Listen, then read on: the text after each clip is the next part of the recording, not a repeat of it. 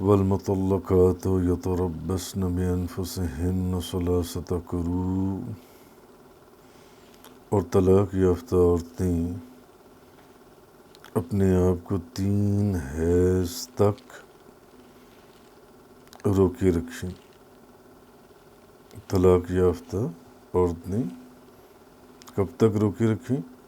3 حیض، 3 مینسز تک۔ وَلَا يَحِلُّ لَهُنَّ أَن يَكْتُمْنَ مَا خَلَقَ اللَّهُ فِي أَرْحَامِهِنَّ إِن كُنَّ يُؤْمِنَّ بِاللَّهِ وَالْيَوْمِ الْآخِرِ، اور اگر وہ اللہ اور یوم آخرت پر ایمان رکھتی ہیں تو ان کے لیے یہ جائز نہیں کہ وہ اس چیز کو چھپائیں جو اللہ نے ان کے رحموں بچہ دانیوں میں پیدا کیا ہے۔ وَبَعُولَتُهُنَّ أَحَقُّ بِرَدِّهِنَّ فِي ذَلِكَ إِنْ أَرَادُوا إِصْلَاحًا،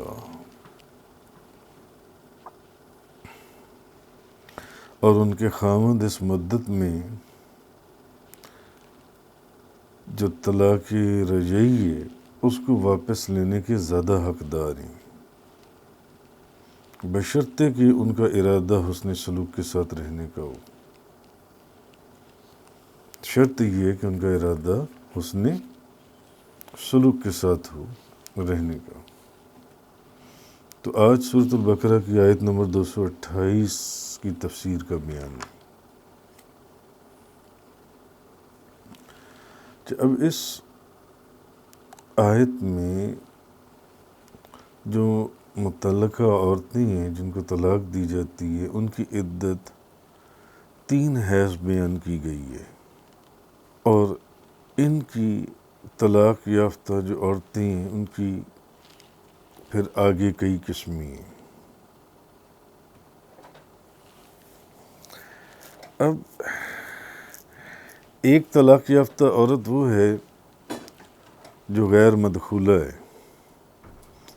تو غیر مدخولہ کی سرے سے عدت ہی نہیں ہے۔ وہ عورت جو غیر مدخولہ ہے اس کی عدت ہی نہیں ہے۔ سورۃ الاحزاب کے اندر اللہ پاک نے فرمایا، اے مسلمانوں، جب تم مسلمان عورتوں سے نکاح کرو پھر تم ان کو مباشرت سے پہلے طلاق دے دو تو پھر تمہارے لیے ان پر کوئی عدت نہیں جسے تم شمار کرو، سو تم ان کو کچھ فائدہ پہنچاؤ اور حسن سلوک کے ساتھ انہیں چھوڑ دو۔ دوسری وہ عورت جو حاملہ ہو، اس کے پیٹ میں بچہ ہے، اور حاملہ عورتوں کی جو عدت ہے وہ وضع حمل ہے، جب تک وہ ڈیلیوری نہیں ہو جاتی اس وقت۔ اور جو عورت مطلقہ ہو، غیر حاملہ ہو، لیکن اس کو صغر سنی یا بڑھاپے کی وجہ سے اس کو حیض نہ آتا ہو، اس کی عدت 3 مہینے ہے۔ اس کی 3 حیض ہے، اس کی وضع حمل ہے، اور اس کی 3 مہینے۔ اور جو عورت طلاق یافتہ عورت مدخولہ ہو اور غیر حاملہ ہو اور بالغہ اور جوان ہو لیکن باندھی ہو، اس کی عدت 2 حیض ہے۔ اب یہاں اس آیت میں جس عورت کی عدت بیان کی جا رہی ہے طلاق یافتہ کی، یہ وہ عدت ہے جو 3 حیض بیان کی گئی ہے، اس کے 3 حیض کیلکولیٹ کیے جائیں گے۔ اور یہ وہ عورت ہے طلاق یافتہ جو مدخولہ ہو، غیر حاملہ ہو، بالغہ ہو، جوان ہو اور باندھی نہیں، آزاد ہو۔ عدت کے لغوی معنی ہیں گننا اور شمار کرنا۔ لغوی معنی کسی چیز کو گن لینا، کسی چیز کو شمار کرنا، اور اس کی اصطلاحی شرع میں یہ معنی ہے کہ زوال نکاح کے بعد طلاق کے بعد عورت کا شوہر کے مکان میں ایک مدت معینہ تک ٹھہرنا اور انتظار کرنا۔ لغوی معنی کیا ہے کسی چیز کا؟ گننا، وہ کتنے دن ہیں، 90 ہیں، 120 ہیں، 3 حیض ہیں، جو بھی وہ دن ہیں۔ اور زوال نکاح کے بعد جب نکاح نہ رہی تو پھر عورت کا شوہر کے مکان میں ایک مدت معینہ تک ٹھہرنا یا انتظار کرنا، اس جگہ پہ رک جانا جن سے۔ تو عدت کے اندر بے شمار اللہ تعالیٰ نے حکمتیں رکھی کہ عدت کی حکمت ایک تو یہ ہے کہ عورت کے رحم کے متعلق پتہ چل جائے اور یہ معلوم ہو جائے کہ آیا وہ حاملہ ہے یا نہیں، کیونکہ اگر اس کو حیض آ گیا تو پھر وہ حاملہ نہیں ہے، اور اب اس کی عدت کتنی ہے؟ 3 حیض ہوگی۔ اور اگر وہ حاملہ ہے تو پھر اس کی عدت کتنی ہوگی؟ وضع حمل، پھر اس کی عدت وضع حمل ہے۔ تو پھر ایک حکمت یہ بھی ہے کہ اگر عورت دوسرا نکاح کرتی ہے تو اس نکاح اور اس نکاح کے درمیان ایک وقفہ واقعہ ہونا چاہیے کہ اس وقفے کے اندر عورت کے دل و دماغ میں جو پہلے شوہر کے خامت کے اثرات تھے وہ ختم ہو جائیں، کچھ نہ کچھ وہ اثرات جو ان سے وہ ختم ہو جائیں،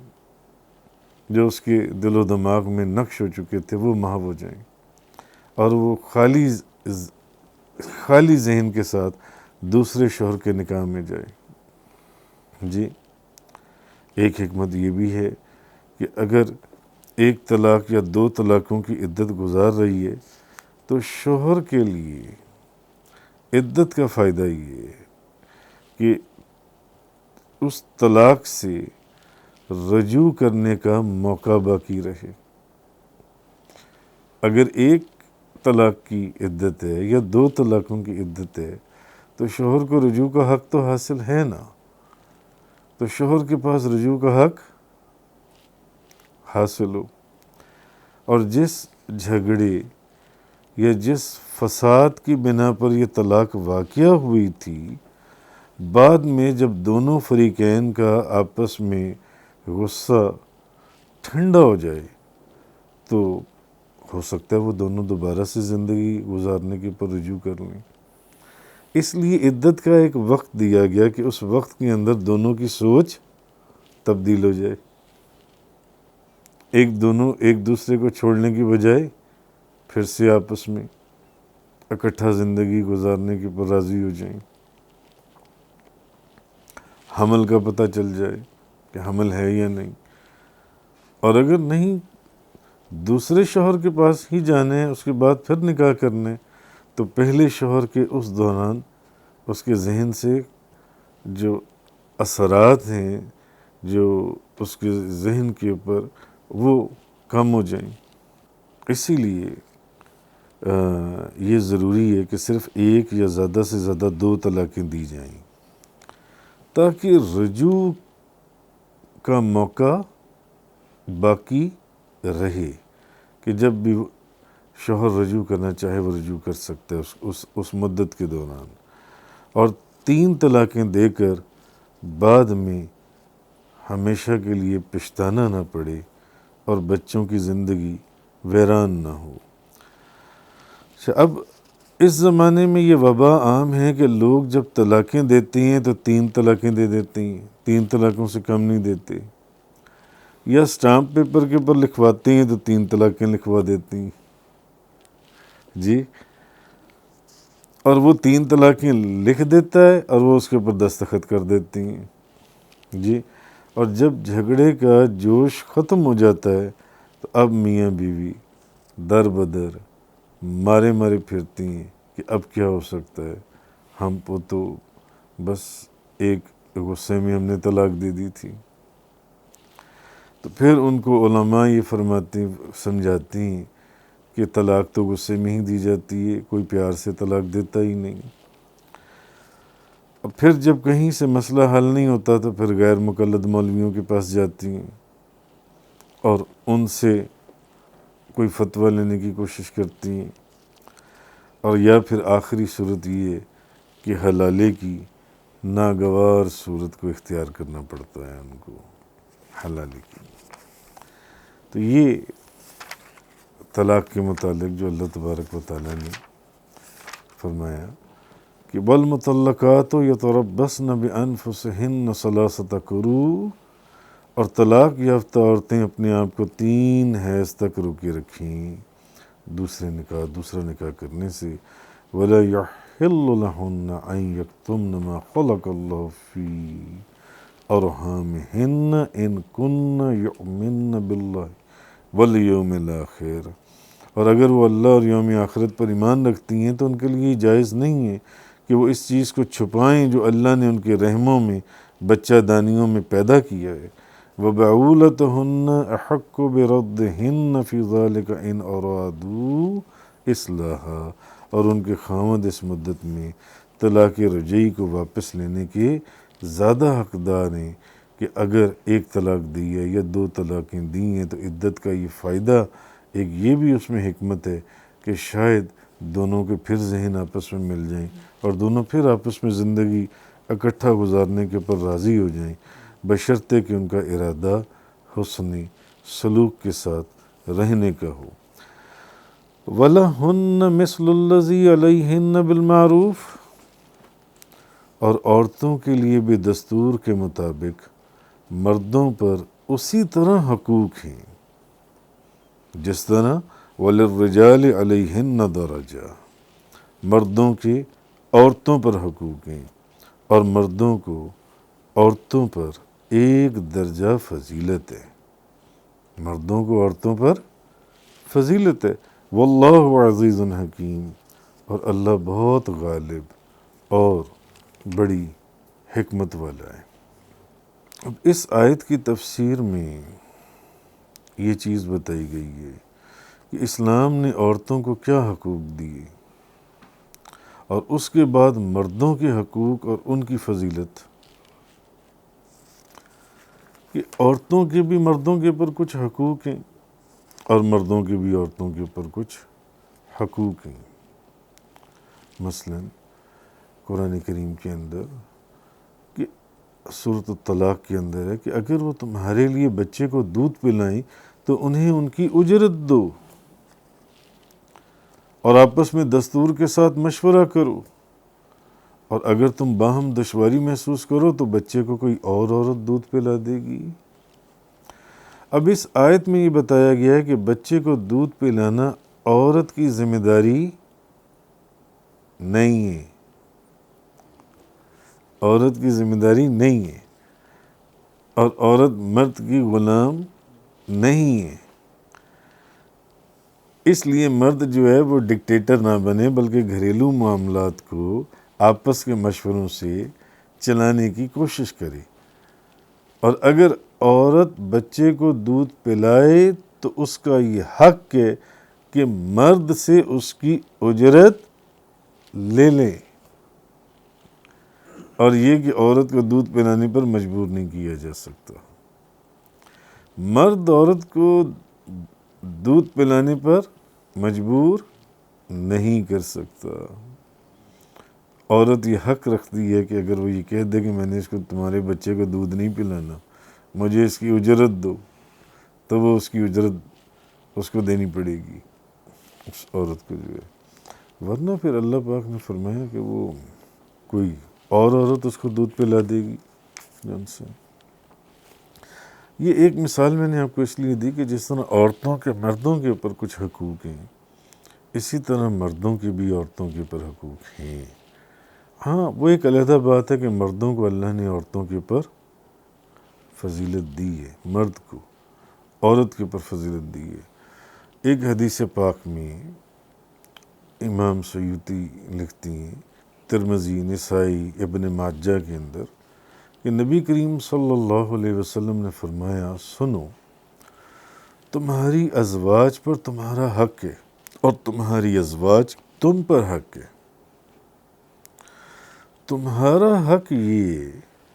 کہ وہ تمہارے بستروں پر تمہارے ناپسندیدہ لوگوں کو نہ آنے دیں، یہ تمہارا حق ہے عورت پر، اور نہ تمہارے ناپسندیدہ لوگوں کو تمہارے گھروں میں آنے دیں۔ جس کو خاوند نہیں پسند کرتا اس شخص کو عورت اس گھر میں نہ آنے دے، اس کے بستر کے اوپر کسی اور مرد کو نہ آنے دے، اور ان کا تم پر حق یہ ہے کہ تم ان کو اچھے کپڑے پہناؤ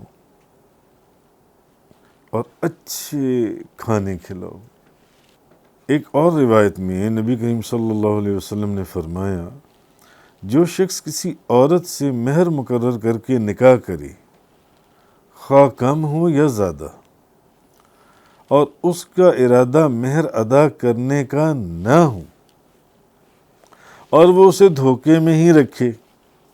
اچھا دے دوں گا، اور تا دم مرگ اس کا مہر ادا نہ کرے، کہ نبی پاک صلی اللہ علیہ وسلم نے فرمایا، جو شخص کسی عورت سے کوئی مہر مقرر کر کے نکاح کیا، مہر مقرر ہو گیا۔ اب وہ مہر بے شک کم ہے، بھلے وہ مہر زیادہ ہے، لیکن اس کے دل میں یہ ارادہ ہو کہ یار مہر نہیں دینا، کیا کرنا دے کر، اچھا دے دوں گا، دینا نہیں ہے، مہر دینے کا ارادہ نہ ہو، عورت کو چکر دیتا رہے، دھوکہ دیتا رہے، اور مرتے وقت تک اس کا مہر ادا نہ کرے، تو قیامت والے دن اللہ تعالیٰ سے جب اس شخص کی ملاقات ہوگی تو زانی ہونے کی حیثیت سے اس کی ملاقات ہوگی، زانی ہونے کی حیثیت سے جب اللہ کی بارگاہ میں کھڑا ہوگا۔ اللہ تعالیٰ ہر ایک کو اس سے محفوظ رکھے۔ حضرت ابو ہریرہ رضی اللہ تعالی عنہ سے روایت ہے، نبی پاک صلی اللہ علیہ وسلم نے فرمایا، مومنوں میں سے اس شخص کا ایمان کامل ہوگا اور اس شخص کے اخلاص سب سے زیادہ اچھے ہوں گے جس کے اخلاق اپنی ازواج کے ساتھ اچھے ہوں گے۔ مومنوں میں سے اس شخص کا ایمان کامل ہے، اور اس کے اخلاص سب سے اچھے ہیں جس کے اخلاق اپنی ازواج، اپنی بیوی کے ساتھ اچھے ہوں گے۔ نبی کریم صلی اللہ علیہ وسلم نے فرمایا، بی بی عائشہ صدیقہ طیبہ طاہرہ زاہدہ عابدہ رضی اللہ تعالیٰ عنہا فرماتی ہیں کہ تم میں سب سے بہتر شخص وہ ہے جو اپنی اہلیہ کے ساتھ بہتر ہو، اور میں تم سب سے زیادہ اپنے اہل کے ساتھ بہتر ہوں۔ سبحان اللہ، خود حضور نے فرما دیا، تم میں سے سب سے بہتر شخص وہ ہے جو اپنی اہلیہ کے ساتھ بہتر ہو، لیکن میں تم سب سے زیادہ بہتر ہوں اپنے اہل کے ساتھ جن سے۔ اتنے بہتر تم کہاں۔ حضرت ابو ہریرہ رضی اللہ، امام بخاری اور امام مسلم نے روایت کیا ابو ہریرہ سے، نبی کریم صلی اللہ علیہ وسلم نے فرمایا، عورتوں کے ساتھ خیر خواہی کرو، کیونکہ عورت کو پسلی سے پیدا کیا گیا ہے، اور سب سے زیادہ ٹیڑھی پسلی سب سے اوپر والی ہوتی ہے، اگر تم اس کو سیدھا کرنے لگو گے تو وہ ٹوٹ جائے گی، لہذا تم اس کے ساتھ خیر خواہی کرو، خیر خواہی کرو۔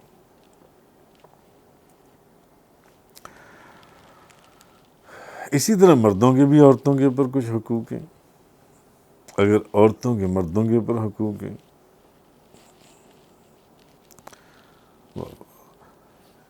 صدقہ نبی کریم صلی اللہ علیہ وسلم کا ہر قدم کے اوپر بخشش اور مغفرت کے دروازے مختلف انداز میں کھولے گئے ہیں.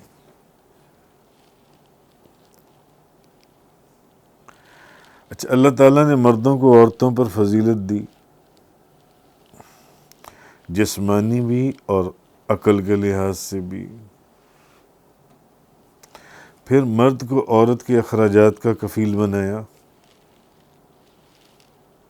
اس کے گھر کا منتظم بنایا. پھر مرد کو عورت پر حاکم بنایا، عورت کو مرد کی فرما برداری کا پابند بنایا.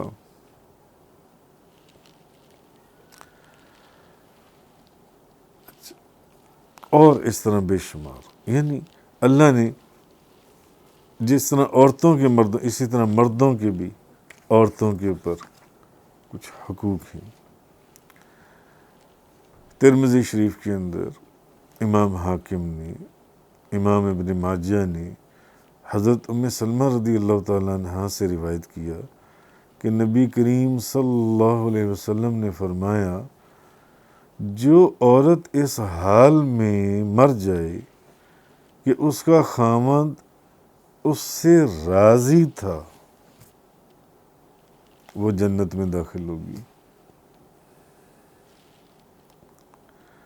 وہ جنت میں داخل ہو گئی. جو عورت اس حال میں مر جائے کہ اس کا خاوند اس سے راضی تھا. نبی کریم صلی اللہ، حضرت ابو ہریرہ رضی اللہ تعالیٰ عنہ سے روایت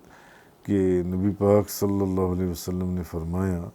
جو عورت 5 وقت کی نمازیں پڑھے،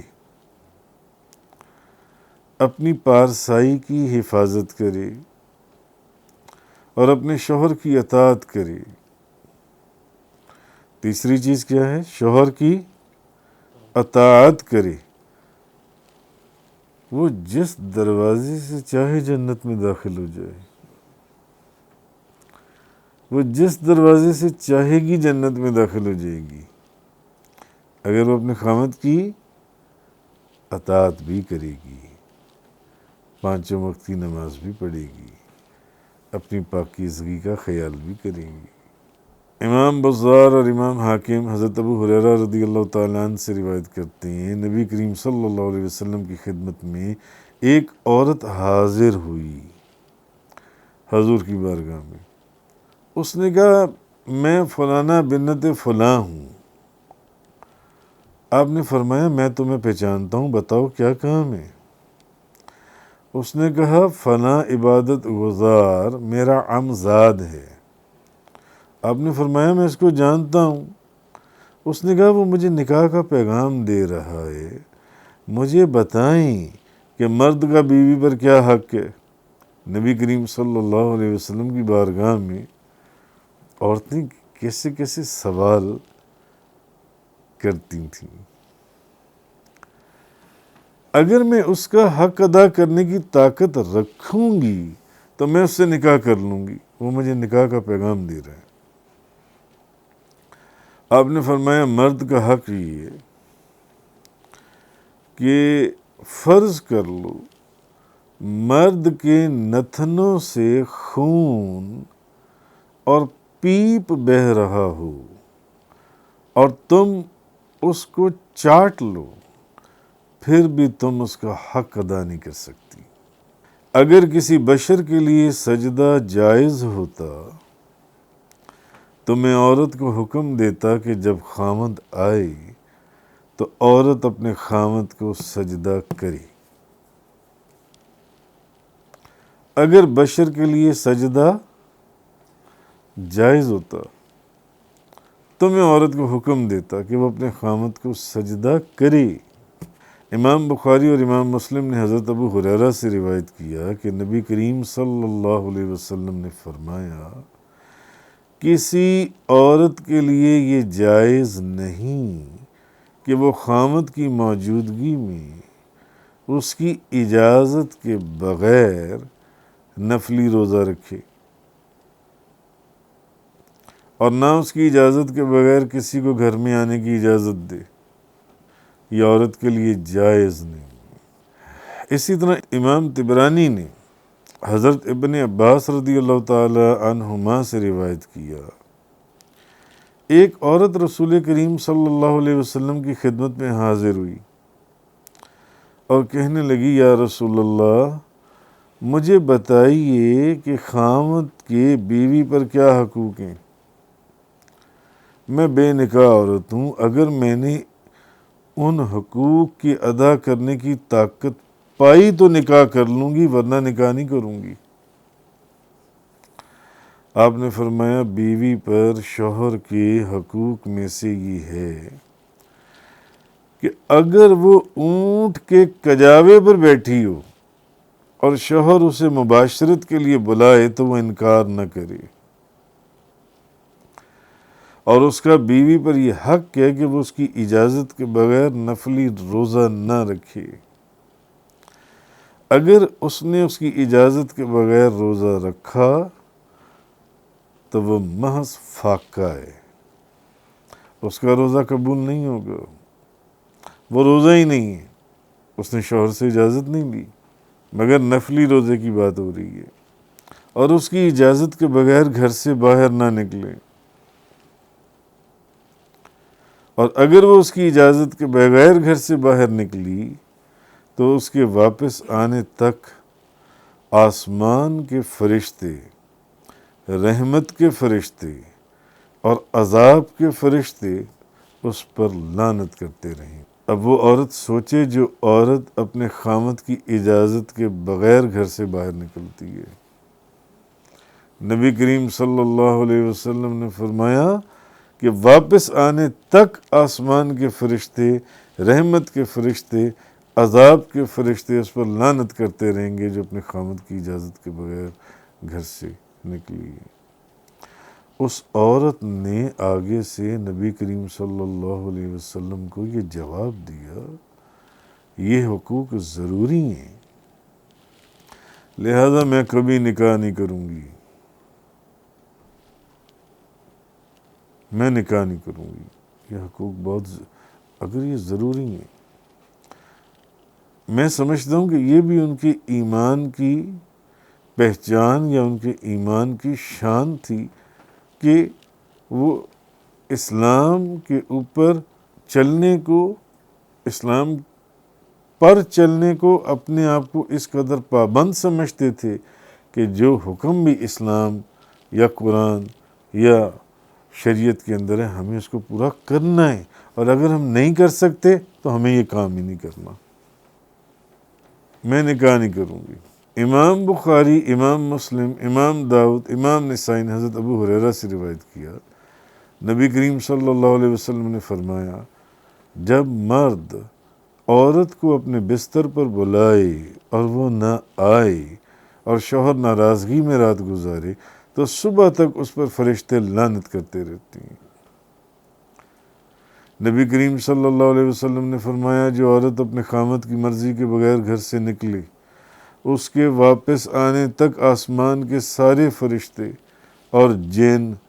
انسانوں اور جنوں کے جن کے پاس وہ سب اس پر لعنت کرتے ہیں۔ آسمان کے سارے فرشتے اور جن، انسانوں اور جنوں کے پاس سے وہ گزرتی ہے، سب اس پر لعنت کرتے ہیں۔ تو بعض علماء نے کہا ہے کہ عورت پر خاوند کی خدمت کرنا واجب ہے۔ فقہائے مالکیہ کا اس میں اختلاف ہے، وہ کہتے ہیں نہیں، عورت پر خاوند کی خدمت کرنا واجب، اگر اس کا تعلق معزز اور خوشحال گھرانے سے ہو تو وہ بس گھر کی دیکھ بھال کرے اور گھر کی نگرانی کرے بس، اور اگر وہ درمیانے گھرانے کی ہے تو پھر اس پر لازم ہے کہ وہ خاوند کا بستر وغیرہ بچھائے، وہ بھی بچھائے، دیکھ بھال بھی کرے، اور اگر وہ غریب گھرانے کی ہو تو اس پر گھر کی صفائی کرنا، کپڑے دھونا، کھانا پکانا، یہ سب لازم ہے، کیونکہ اللہ تعالیٰ نے یہ فرمایا ہے کہ عورتوں کے اتنے ہی حقوق ہیں جتنے دستور کے مطابق ان کے فرائض ہیں۔ نبی کریم صلی اللہ علیہ وسلم اور آپ کے اصحاب کی ازواج محترمات چکی سے آٹا پیستی تھیں، کھانا پکاتی تھیں،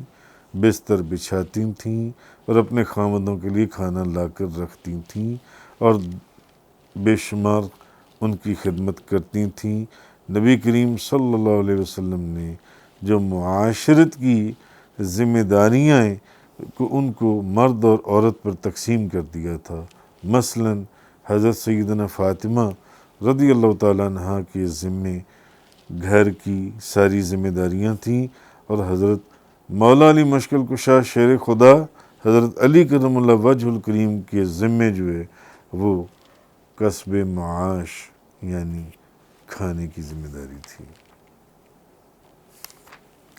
تو یہ اللہ تبارک و تعالیٰ نے اس آیہ کریمہ کے اندر فرمایا وَلَهُنَّ مِثْلُ الَّذِي عَلَيْهِنَّ بِالْمَعْرُوفِ وَلِلرِّجَالِ عَلَيْهِنَّ دَرَجَةٌ، عورتوں کے لیے بھی دستور کے مطابق مردوں پر اسی طرح حقوق ہیں جس طرح مردوں کے عورتوں پر حقوق ہیں، اور مردوں کو عورتوں پر ایک درجہ فضیلت ہے۔ واللہ عزیز الحکیم۔ تفسیر قرآن کا یہ لیکچر انگلش میں سننے کے لیے براہ کرم ڈسکرپشن میں موجود لنک پر کلک کریں۔